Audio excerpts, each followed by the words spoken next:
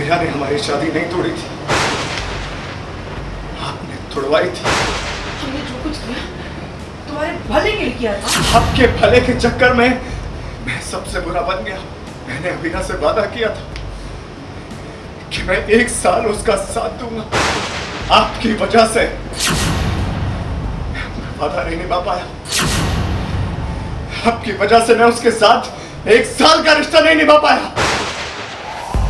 हुई दादी और अरमान की तकरार।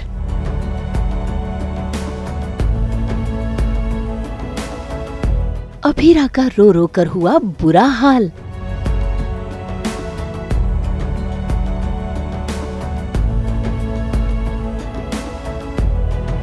अरमान को हुआ प्यार का एहसास।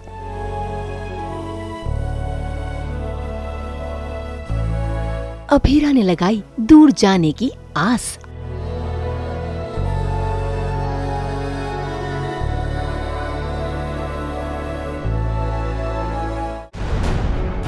स्टार प्लस की सीरियल ये रिश्ता क्या कहलाता है में आज अरमान हो गए हैं बेकाबू। असल में आज अरमान नशे में है क्योंकि उनके अंदर गुस्से का गुबार है। ऐसे में जब दादी सा आती है तो देखिए कैसे ये गुस्से का गुबार अरमान का निकल जाता है दादी के ऊपर। अबीरा ने हमारी शादी नहीं तोड़ी थी, आपने तोड़वाई थी। हमने जो कुछ किया तुम्हारे भले के लिए किया अरमान। आपके भले के चक्कर में मैं सबसे बुरा बन गया। मैंने अबीरा से वादा किया था कि मैं 1 साल उसका साथ दूंगा। आपकी वजह से वादा नहीं निभा पाया। आपकी वजह से मैं उसके साथ 1 साल का रिश्ता नहीं निभा पाया। अरे वो झूठा था, सच्चा था, जैसा भी था वो मेरा रिश्ता था दादी साहब। करो, चुप रहो, मनी मनी दूसरे को कोसो, दम घुट घुट कर मरो, लेकिन दुनिया के सामने बस नकली हंसी हंसो, क्योंकि यही इस पोद्दार हाउस का रूल है। यहाँ पर खुश रहने में नहीं, लोगों को खुशी दिखाने पर फोकस किया जाता है। फुफासा के साथ मैं कभी खुश नहीं रही। मैंने आज तक माँ पापा को कभी हंसते हुए नहीं देखा। क्रिश, फुफासा, आप और पापा, मैं और पापा बस एक दूसरे के साथ में नकली हंसी हंसते हैं, सिर्फ खुश होने का दिखावा करते हैं। क्योंकि आपके डर की वजह से इश्यूज पर खुलकर डिस्कस नहीं किया जाता है। और अबीरा ने आपके डर को चैलेंज किया और यही बात आपके ईगो को चुभ गई दादी साहब।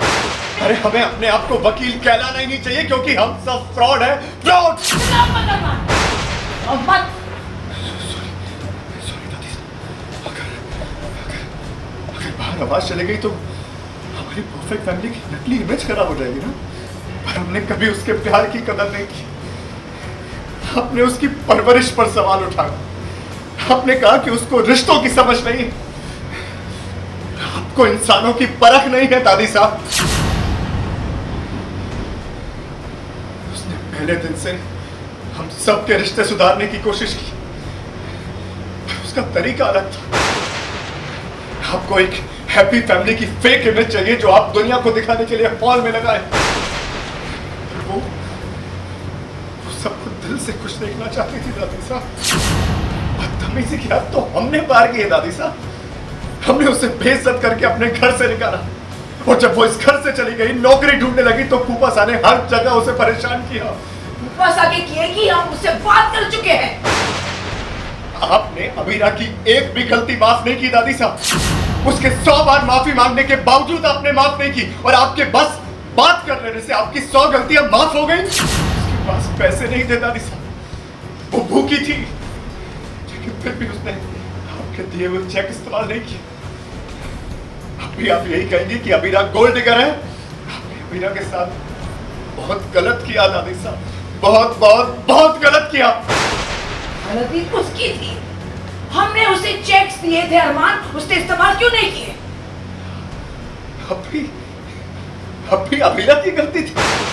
उसे आपके पैसे नहीं चाहिए थे दादी साहब, उसे आपका प्यार चाहिए था, इज्जत चाहिए थी, आपका आशीर्वाद चाहिए था दादी साहब। आशीर्वाद अच्छी बहुओं को मिला जाता है। अबीरा परफेक्ट बहू थी, अबीरा एक परफेक्ट बहू थी, मेरी वाइफ थी। भाई आज तो अरमान रुकने का नाम ही नहीं ले रहा। दादी साहब बीच में रोक भी रही हैं, लेकिन अरमान का गुस्सा ऐसा फूटा है कि दादी साहब की बोलती बंद हो गई।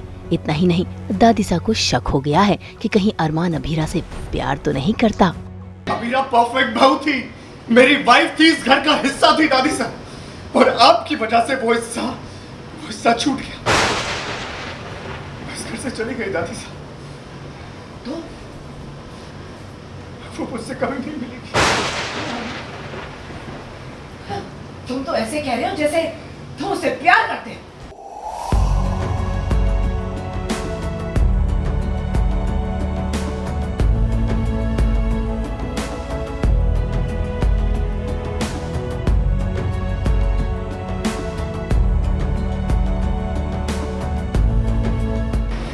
अरमान, ये तुम क्या कर रहे हो?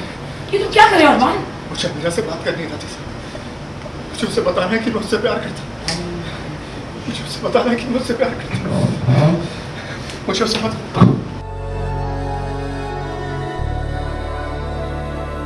भाई देर से ही सही अरमान को एहसास तो हुआ कि वो अबीरा से प्यार करता है। वहीं अबीरा भी, उसका तो रो रो कर बुरा हाल हो रहा है, क्योंकि अब फाइनली रूही और अरमान की शादी होने जा रही है, और तो और उसने नौकरी भी छोड़ दी है।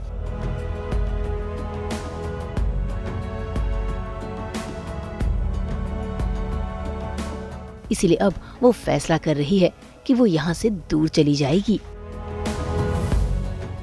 इसलिए तो देखिए कैसे अगले ही दिन उसने सामान पैक करके वहाँ से जाना मुनासिब समझा। लेकिन किस्मत का कनेक्शन तो देखिए कि वो सीधा भटकते भटकते पहुँच गई उन्हीं के दरवाजे पर।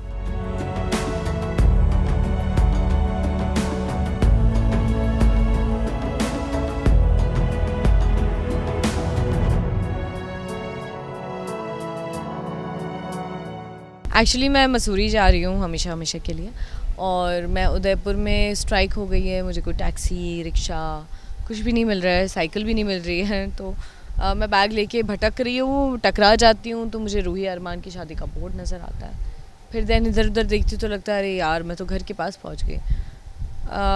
तो बार बार लगता है कि कुछ तो कनेक्शन है कि बार बार मैं घर के पास क्यों आ जाती हूँ, बार बार मैं यहाँ क्यों खिंची चली आती हूँ। बहुत सारी मेमोरीज़ आ रही हैं, बिकॉज़ किसी भी इंसान से या शहर से या घर से मूव ऑन करना, किसी भी चीज़ के साथ आप ज़्यादा टाइम स्पेंड करते हो, मटेरियल थिंग भी, तो भी आपको अटैचमेंट हो जाती है उससे। और ये तो वो घर था जहाँ मैंने 10 महीने काटे हैं, अच्छे बुरे सारे मोमेंट्स। तो अबीरा को बहुत सेंटिमेंटल वैल्यू है इस जगह की, अरमान की तो है ही है, इस जगह की भी है, यहाँ के लोगों से भी अच्छा कनेक्शन बन गया था। छोड़ के जाना इज़ डिफ़िकल्ट। बिल्कुल सही कहा। वैसे किस्मत भी यही चाहती है कि अबीरा यहाँ से ना जाए, इसीलिए तो आज पूरा एरिया बंद है, जिसके चलते गाड़ियाँ नहीं है। और ऐसे में अबीरा की मुलाकात हो जाती है अपने एक्स देवर और ननद से, जो हल्दी की रस्म के लिए जा रहे हैं। ऐसे में अबीरा उनकी मदद करने लगती है। मैं आना चाहती हूँ समृद्धि, बट अबीरा उम्मीद खो चुकी है। वो भी आना चाहती है, उसने ऐसा सपना देखा था कि अरमान उसे बोलता भी है कि घर चलें, और वो चली जाती है। बट अब पता नहीं अरमान सच में उसे बुलाएगा या नहीं, और किसी और के बुलाने पे शायद वो जाए भी नहीं। फिलहाल तो अबीरा का जो फैसला है उस पर वो अड़ी हुई है, लेकिन अरमान वो अबीरा से प्यार करने लगा है, और अब तो वो रूही से भी अपने दिल का हाल बताएगा, जिसके चलते कहानी में आएगा ट्विस्ट। मुंबई से शीतल कावा के साथ ब्यूरो रिपोर्ट। हम तो 24/7 पहनाते हैं आपको एंटरटेनमेंट की बेल्ट। तो अगर आपको ये वीडियो पसंद आया है तो इसे लाइक करें, कमेंट देके अपनी राय ज़रूर दें, और ऐसे ही एक्सक्लूसिव कंटेंट के लिए हमारे चैनल को सब्सक्राइब ज़रूर करें। अगर आप यही वीडियो फेसबुक पर देख रहे हैं तो हमारे फेसबुक पेज को भी फॉलो करें। और हाँ, अब तो हम आ गए हैं आपके व्हाट्सएप पर भी, तो जल्दी से अपने व्हाट्सएप पर जाइए और हमें फॉलो कीजिए।